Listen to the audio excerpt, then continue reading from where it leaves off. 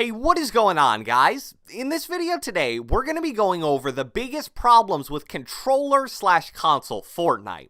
I actually made a video about this same topic a while back, maybe 5 or 6 months ago, and it's good to see that the majority of problems I covered in that video have, for the most part, been solved. We've seen the addition of things like custom button binds, building sensitivity multiplier, and builder pro builds instantly, all of which have gone a long way when it comes to leveling the playing field between mouse and keyboard Fortnite and controller Fortnite.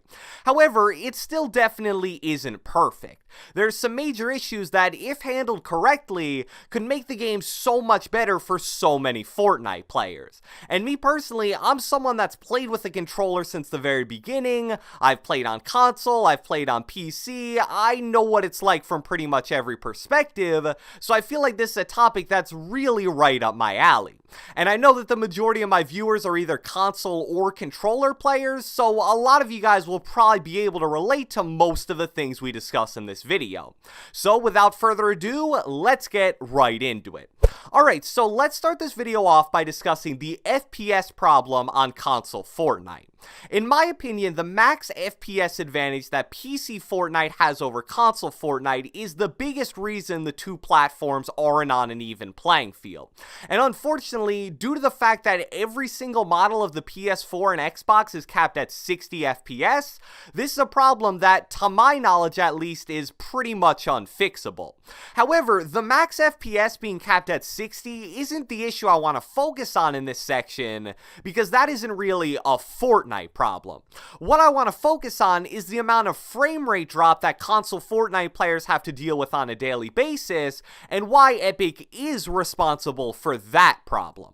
Let's start off with the most extreme example of this. So I don't know how many of you guys watching this video have ever played in a really populated scrim lobby on console before. If you have, I'm sure you know what I'm about to say, and if you haven't, let me paint you a picture of what that's like. Playing in something like a quote-unquote stacked Tfue or MFAM scrim means that there will be about 40 to 50 people still alive in the final 3 to 4 endgame circles.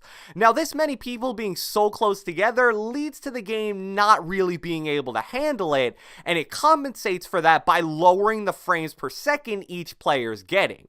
On PC, this is certainly noticeable, and it will definitely get players killed from time to time, but it doesn't even begin to compare to what console players have to deal with.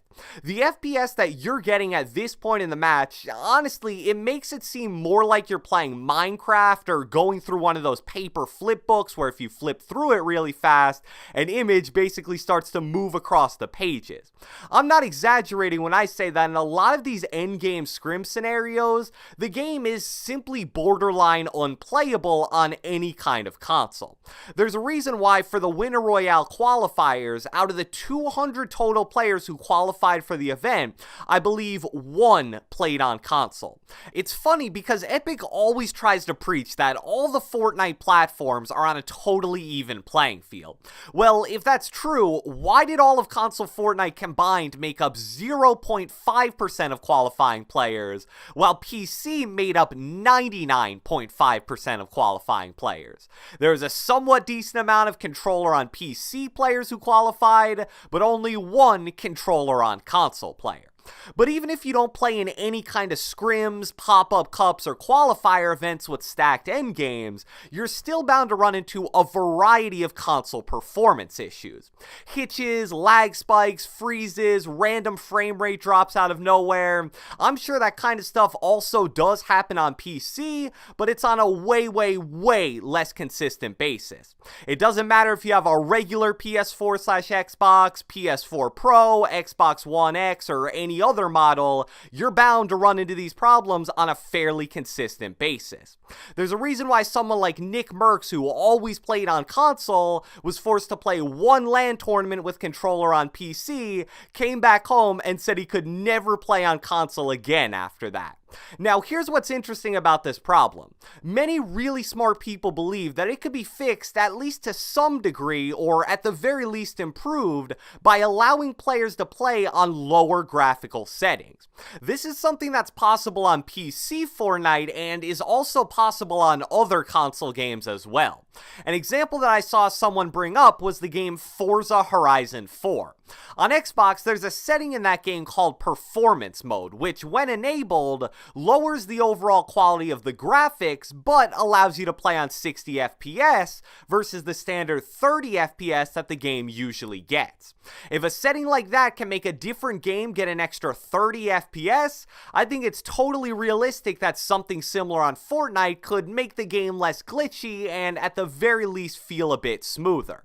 And it doesn't even need to be as crazy as entirely new quality modes. We're in Season 7 of Fortnite, and console players still don't have the option to turn off specific graphic enhancements such as shadows and motion blur.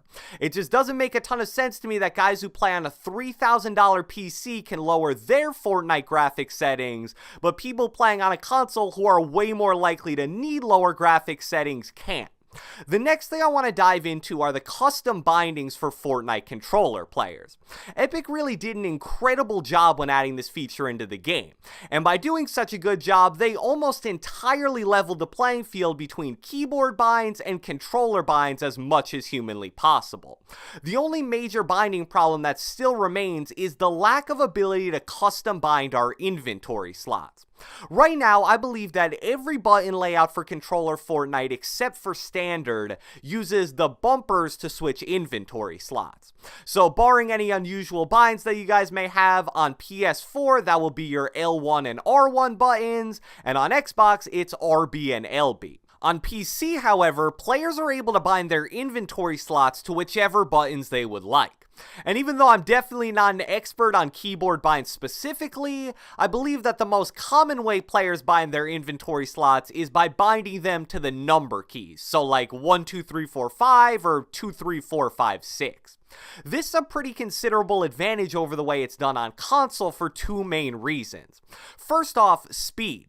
When each inventory slot is bound to a specific button, you are able to go immediately from one slot to another no matter how far apart they are in your inventory.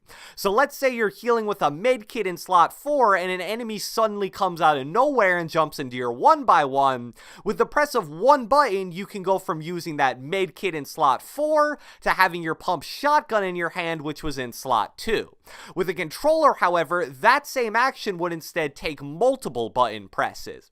If you have enough presence of mind in that situation to use L1/LB, it would take you 2 button presses, going from slot 4 to slot 3 to slot 2. However, in my experience, a lot of players would just use R1/RB in that situation, so it would take them 3 button presses, going from slot 4 to slot 5 to slot 1, and then finally to slot 2. That may not seem like a big deal, but especially in close range fights where this is most critical, those 2 extra button presses are going to be the difference between you or your enemy getting that pump shot off first in a lot of cases. And the second reason why this is important is because of consistency. If you know every time that slot 4 is the 4 button on your keyboard, you're going to be able to build muscle memory that allows you to navigate your inventory without looking at it or even thinking while doing it. This is especially important in chaotic situations where you don't have the time to just sit still for 3 seconds and rearrange your inventory.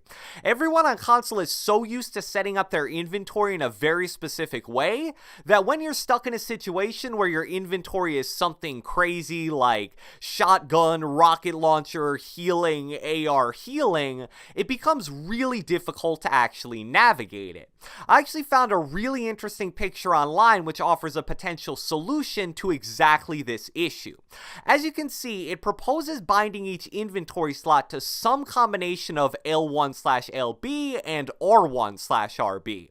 In this example, slot 1 is pressing L1, slot 2 is double tapping L1, slot 3 is double tapping R1, slot 4 is pressing R1, and slot 5 is pressing R1 and L1 at the same time. This wouldn't totally fix the speed of switching problem because certain slots would would still take 2 clicks to switch to. However, it does fix the consistency issue, which is a big deal.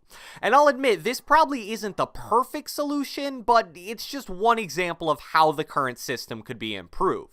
And one last thing I just want to quickly tack on at the end of this video is the sound problem in Fortnite. I'll keep it really short because this isn't a problem that's exclusive to console/controller players, but apparently the sound quality of the game is worse on console, so it probably is a bigger issue on there anyway. But I'll give Fortnite props because they really have tried to fix this problem multiple times now. However, it still is a major weakness of the game. Footsteps are way too unreliable to be tracked even with a great headset, and so many items/weapons just have super odd sound levels. Some things like planes and zombies are way too loud, while an item like balloons are totally silent most of the time. It's really weird, and any kind of improvement would be a huge positive to Fortnite as a whole. So I hope you guys enjoyed this video, and if you watched the entire thing, be sure to let me know with a comment down the comment section below. I want to know, when you play Fortnite, are you a console player, mouse and keyboard on PC player, or controller on PC player? Be sure to leave a like, leave a comment, subscribe, turn on post notifications, do whatever the heck you want, and I will catch you guys next time.